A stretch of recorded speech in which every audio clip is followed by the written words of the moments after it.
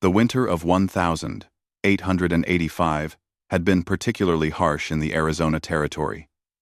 Snow covered the desert floor like a white shroud, and the wind carried a bite that could freeze a man's bones. Tom Mackenzie adjusted his worn hat as he guided his horse through the rocky canyon, the pack horse trailing behind him, loaded with supplies from the trading post in Tucson. Mackenzie was a weathered man of 43, his face marked by years under the desert sun and countless nights sleeping under the stars. He had been ranching in this unforgiving land for nearly 2 decades, building his modest spread from nothing but determination and backbreaking work. His small ranch sat in a valley between 2 mesas, where he raised cattle and horses with the help of 2 Mexican vaqueros, who had become like family to him. The relationship between white settlers and the Apache tribes in the region had always been tense.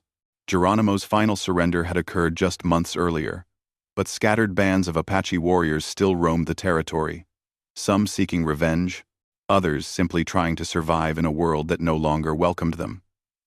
Most ranchers traveled in groups, or with armed escorts, but Mackenzie had always preferred to make his supply runs alone.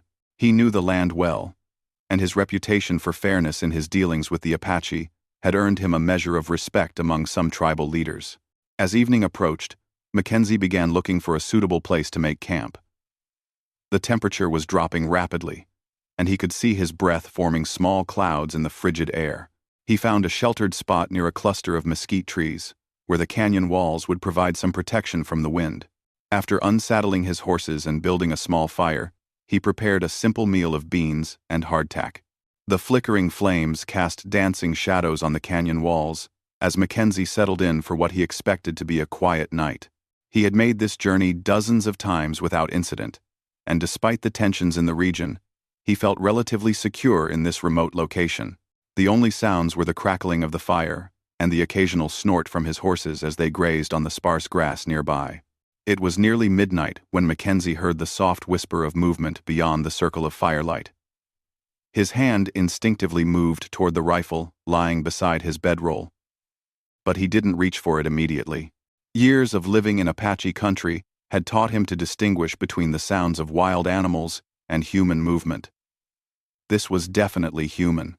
2 figures emerged slowly from the darkness, moving with the cautious grace that marked them as Apache.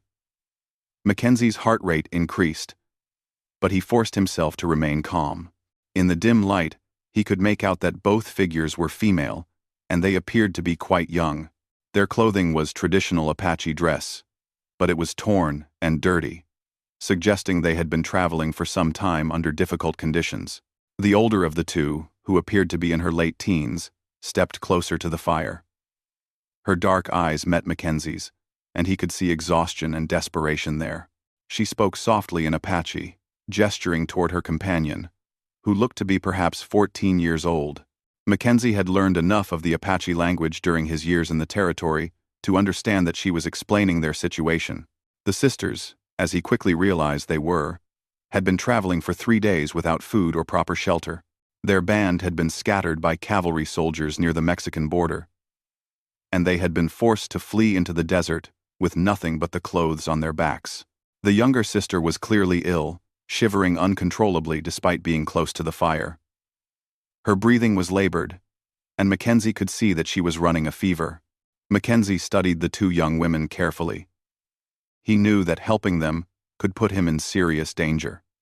If cavalry patrols found Apache individuals with him, it could be interpreted as harboring fugitives.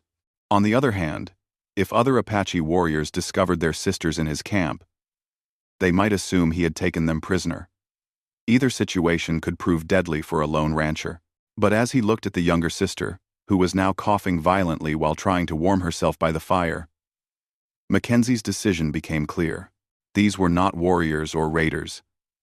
They were 2 frightened young women who desperately needed help. He had always prided himself on being a man who did what was right, regardless of the consequences. Mackenzie gestured for the sisters to sit closer to the fire and began preparing food for them. He heated water in his coffee pot and made a simple broth from some jerky and wild onions he had gathered earlier. The older sister accepted the food gratefully, but the younger one was too weak to eat much. Her condition was clearly deteriorating, and Mackenzie realized she needed warmth more than anything else. He had brought 2 blankets on this trip, his regular sleeping blanket and an extra one he kept for emergencies. Without hesitation, he gave both blankets to the sisters, keeping only his thin coat for himself. The older sister tried to protest, understanding that he was sacrificing his own comfort for their welfare. But Mackenzie insisted. He had survived cold nights before, and these young women needed the warmth more than he did. As the night wore on, Mackenzie kept the fire burning brightly, feeding it with mesquite wood and dried grass. He prepared more hot food for the sisters, and even shared some of his precious coffee with them. The older sister told him their names in halting Spanish, mixed with Apache words. She was called Ayana, which meant eternal blossom, and her younger sister was Itzel, meaning rainbow lady. Their father had been killed in a skirmish with soldiers, and their mother had died of illness the previous winter. Mackenzie learned that the sisters had been trying to reach a band of relatives who were reportedly camped somewhere in the Dragoon Mountains, but they had become lost in the maze of canyons and arroyos that crisscrossed the region. They had no weapons, no food, and no real plan beyond the desperate hope of finding their family members before the harsh winter claimed their lives. As dawn approached, the younger sister's condition seemed to stabilize somewhat. The warmth from the blankets and the hot food had helped bring down her fever, and she was able to sleep peacefully for the first time in days. Mackenzie dozed fitfully by the dying fire, waking every hour or so to add more wood and check on his unexpected guests. The first light of sunrise was just beginning to illuminate the canyon walls when Mackenzie became aware of movement in the rocks above his camp. At first, he thought it might be his imagination, or perhaps some desert wildlife stirring with the dawn. But as the light grew stronger, he began to see shapes moving among the boulders and mesquite bushes that dotted the canyon rim. His blood ran cold as he realized what he was seeing. Apache warriors, dozens of them, had completely surrounded his campsite during the night. They had moved with such stealth that neither he nor his horses had detected their approach. Now, as the sun rose higher, more and more figures became visible among the rocks. Mackenzie estimated there were at least 300 warriors positioned around the canyon, all armed and clearly ready for battle. The rancher's mind raced as he considered his options. Running was impossible. The Apache had every escape route blocked. Fighting was equally hopeless. Even if he were the best marksman in the territory, he couldn't possibly take on 300 warriors with a single rifle. His only hope was that the presence of the 2 sisters in his camp might earn him a hearing before the warriors decided his fate. Mackenzie remained perfectly still as the Apache warriors continued to reveal themselves in the growing daylight. He had learned long ago that sudden movements could trigger violence in situations like this. The sisters were still sleeping, wrapped in his blankets, near the smoldering remains of the fire. Ayana stirred first, perhaps sensing the change in atmosphere, and her eyes widened with alarm as she spotted the warriors positioned throughout the canyon. She quickly woke her younger sister, speaking to her in urgent whispers. Itzel was still weak from her illness, but she managed to sit up and take in their dire situation. Both sisters looked terrified, not of Mackenzie, but of what the presence of so many warriors might mean. They understood better than the rancher did that this gathering of Apache fighters represented several different bands coming together, which usually only happened in times of war or extreme crisis. A tall figure emerged from behind a large boulder about 50 yards up the canyon wall. Even at that distance, Mackenzie could see that this man carried himself with the bearing of a chief or war leader. He was dressed in traditional Apache clothing but wore a distinctive headdress that marked him as someone of high rank. 2 other warriors flanked him as he began making his way down the rocky slope toward the camp. As the trio approached, Mackenzie could hear the sounds of movement from warriors throughout the canyon. They were repositioning themselves to get better views of the confrontation that was about to take place. The rancher noticed that many of the Apache fighters were quite young, some appearing to be no more than 16 or 17 years old. Their faces were painted for war, and they carried an assortment of weapons including rifles, bows, lances, and traditional war clubs. The war leader reached the edge of Mackenzie's camp and stopped about 10 feet from the dying fire. He was an impressive figure, tall and muscular, with steel gray hair and intense dark eyes that seemed to take in every detail of the scene before him. His face was marked by old scars, evidence of many battles fought and survived. When he spoke, his voice carried the authority of someone accustomed to being obeyed without question. He addressed the sisters first, speaking rapidly in Apache. Mackenzie could catch only fragments of what was being said, but he understood that the war leader was asking about their treatment and how they had come to be in the camp of a white man. Ayanna responded at length, gesturing toward Mackenzie and pointing to the blankets that still covered her and her sister. Her tone was respectful but firm, and Mackenzie got the impression that she was defending his actions rather than condemning them. The war leader listened carefully to everything Ayanna had to say, occasionally asking questions or seeking clarification on specific points. During this conversation, which lasted nearly 15 minutes, Mackenzie remained motionless, knowing that his life hung in the balance of what the sisters chose to tell their tribal elder. He was acutely aware of the hundreds of eyes watching him from the canyon walls, and he could feel the tension in the air like an electric charge before a thunderstorm. When Ayanna finished speaking, the war leader turned his attention to Mackenzie for the first time. He studied the rancher's face carefully, as if trying to read his character and intentions. Then he spoke in heavily accented but clear English, surprising Mackenzie with his command of the language. "I am Naish," he said, using the Apache pronunciation of his name. "I am son of Cochise and war leader of these bands.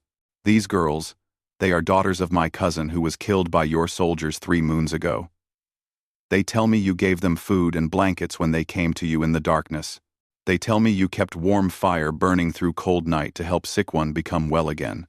Mackenzie recognized the name immediately. Naish was indeed the son of the famous Apache chief Cochise, and had been one of Geronimo's most trusted lieutenants during the long years of warfare. He was known throughout the territory as a brilliant military strategist and a fierce warrior who had never been defeated in battle.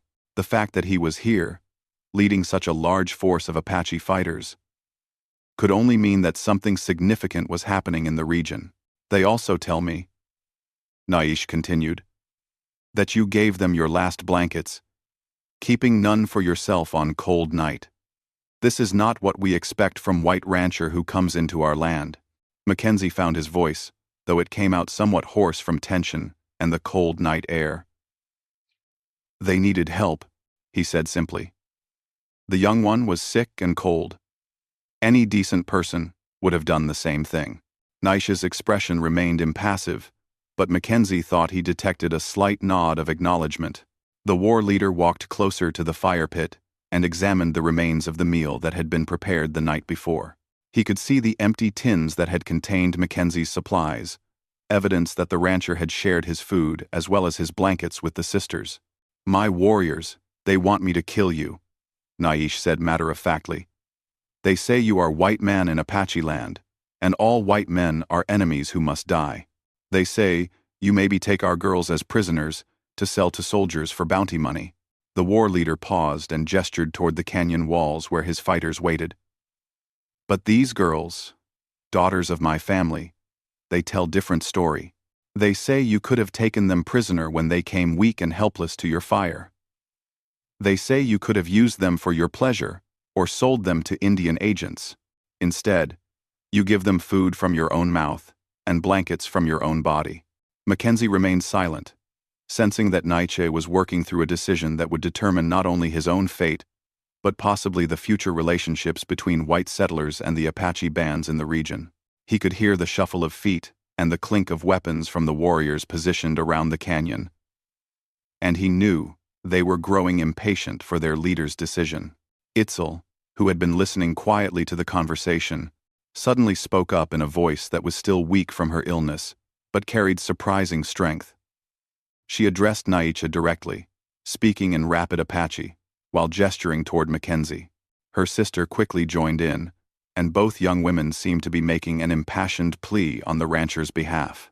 Naiche listened to them with the same careful attention he had given to Ayanna earlier.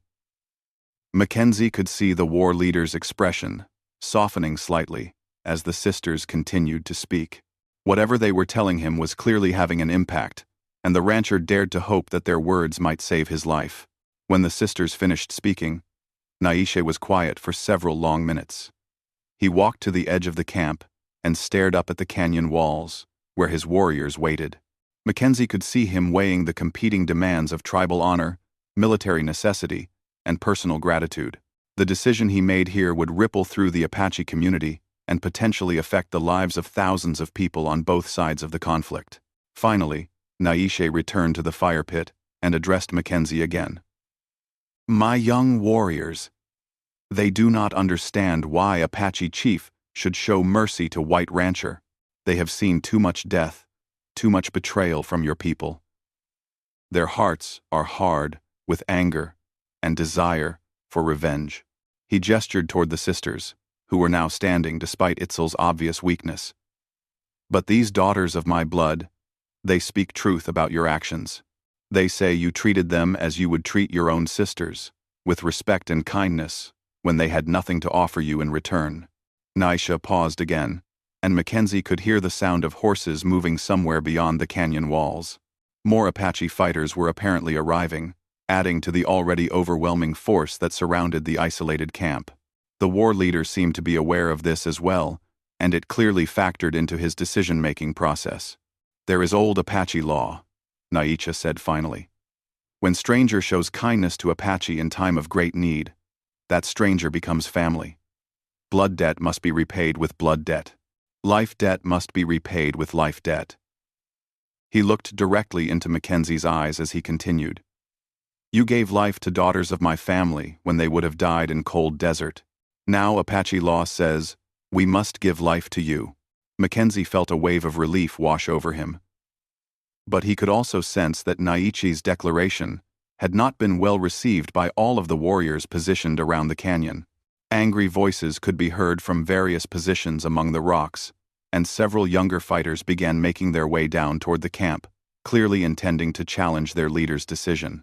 Naisha raised his hand and spoke sharply in Apache, his voice carrying the unmistakable tone of command.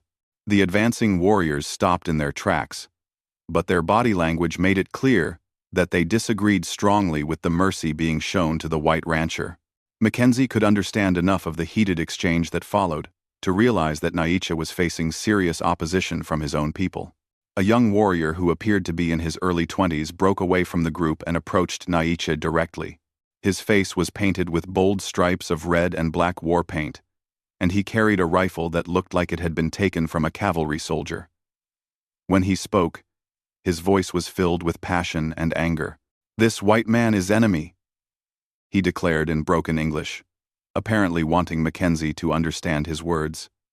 "His people kill our fathers, steal our children, destroy our sacred places. Why should we show mercy to any white eyes?" The young warrior's name was Goya Kla, and Mackenzie learned later that he had lost his entire family in a cavalry attack just 6 months earlier. His wife, 2 young children, and elderly parents had all been killed when soldiers raided their camp in the pre-dawn hours, claiming they were searching for stolen cattle. The experience had filled Goya Kla with a burning hatred for all white people, and he had become one of the most aggressive fighters in Naichi's war band. Naisha listened patiently to Goya Kla's protests, then responded in a voice that carried both understanding and firm authority. He spoke in Apache, but his gestures and tone made his meaning clear to Mackenzie. The war leader was acknowledging the young warrior's pain while also making it clear that the decision had been made according to tribal law and would not be changed. Other warriors began voicing their own objections, and for several tense minutes it appeared that Naisha might face open rebellion from his own fighters. Mackenzie realized that his presence had created a crisis of leadership within the Apache warband. Forcing Naisha to choose between tribal traditions of honor and hospitality, on one hand, and the burning desire for revenge that motivated many of his followers on the other. The situation was resolved when Ayana stepped forward and addressed the assembled warriors directly. Despite her youth and exhaustion, she spoke with remarkable composure and strength, Her voice carried clearly across the canyon, as she reminded the fighters of their own cultural values and the importance of honoring those who showed kindness to Apache people in their time of need. She told the story of how Mackenzie had welcomed them to his fire without hesitation, despite knowing the dangers this could bring to him. She described how he had given them his last blankets and shared his food, asking nothing in return except that they warm themselves and recover their strength. Most importantly, she emphasized that he had treated them with the respect due to Apache women, never attempting to take advantage of their vulnerability. Itzel, though still weak from her illness, added her own testimony about Mackenzie's character. She told the warriors how the rancher had stayed awake through the cold night, tending the fire and preparing warm food to help her fight off the fever that might have killed her. Her words carried special weight because her condition had been so obviously serious when the sisters first arrived at Mackenzie's camp. As the sisters spoke, Mackenzie could see the attitudes of some warriors beginning to shift. The younger fighters remained hostile, but several of the older, more experienced men seemed to be reconsidering their position. These veterans understood the importance of Apache traditions regarding hospitality and the repayment of debts, and they recognized the truth in what the sisters were saying. Naish allowed the debate to continue for nearly an hour, giving all of his warriors an opportunity to express their views. This was typical of Apache leadership, which traditionally relied on consensus rather than absolute authority. When the discussion finally ended, the war leader called for a formal council decision. The vote was close, but the majority of warriors ultimately supported Naish's decision to spare Mackenzie's life. The determining factor was the testimony of the two sisters, whose words had convinced enough fighters that the rancher deserved protection under Apache law. Goyakla and several other young warriors remained opposed, but they accepted the council's decision with reluctant respect for tribal traditions. Naisha informed Mackenzie that he would be allowed to leave the canyon safely, but with certain conditions. He was to tell no one about the location of the Apache warband or the number of fighters he had seen. He was also to spread word among other white settlers that the Apache people still honored their ancient laws of hospitality and would protect those who showed genuine kindness to tribal members in need. Most importantly, Naisha explained, Mackenzie was now considered to be under Apache protection. Any harm that came to him from other tribal members would be considered an attack on Naisha's own family and would be met with severe retaliation. This protection extended to Mackenzie's ranch and livestock, meaning that Apache raiders would avoid his property in the future. Before allowing the rancher to leave, Naish presented him with a special token of protection. A small leather pouch containing sacred objects and marked with symbols that would be recognized by any Apache warrior. As long as Mackenzie carried this medicine bag, he would be safe from attack by any member of the tribal confederation that Naicha commanded. The sisters were given the choice of staying with their tribal relatives or continuing their journey to find the band they had originally been seeking in the Dragoon Mountains. Ayana chose to remain with Naichi's people, where she could help care for other young Apache women who had been separated from their families. Itzel, whose health had improved dramatically overnight thanks to Mackenzie's care, decided to continue searching for their relatives. But now, she would have the protection and assistance of Naiche's warriors. As Mackenzie prepared to leave the canyon, Ayana approached him one final time. She returned one of the blankets he had given them the night before, explaining through gestures and broken Spanish that she wanted him to have something to keep him warm on his journey home. The gesture touched Mackenzie deeply, representing a level of mutual respect and understanding that transcended the cultural barriers between them. The rancher mounted his horse and began riding slowly out of the canyon, acutely aware that hundreds of Apache warriors were watching his departure from concealed positions among the rocks.